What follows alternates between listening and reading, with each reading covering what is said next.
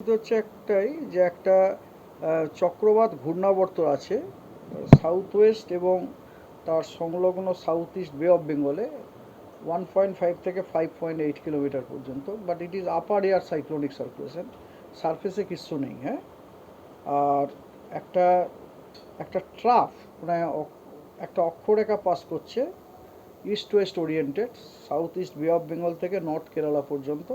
সেটাও আপনার ওই যে সাইক্লোনিক সার্কুলেশনটা বললাম সাউথ ওয়েস্ট এবং অ্যাডজয়নিং সাউথ ইস্ট বে অফ বেঙ্গলে, ওটা থ্রু দিয়েই আছে আর কি।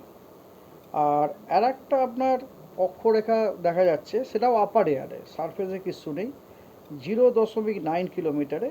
সেটা এই অক্ষরেখাটা আপনার নর্থ সেন্ট্রাল পাঞ্জাব থেকে নর্থ বাংলাদেশ পর্যন্ত গেছে এবং পাস করছে আপনার সেন্ট্রাল ইউপি, বিহার এবং নর্থ গ্যাঞ্জেটিক ওয়েস্ট বেঙ্গল।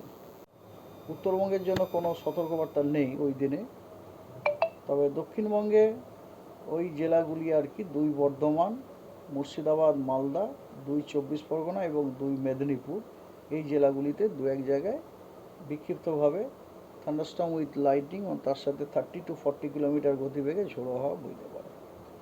হয়তো আগেও ঢুকে যেতে পারে, কিন্তু এখনো পর্যন্ত দেরি হওয়ার কোনো সম্ভাবনা নেই। আন্দামানে তো ঢুকে গেছে, আন্দামানে তো ঢুকে গেছে।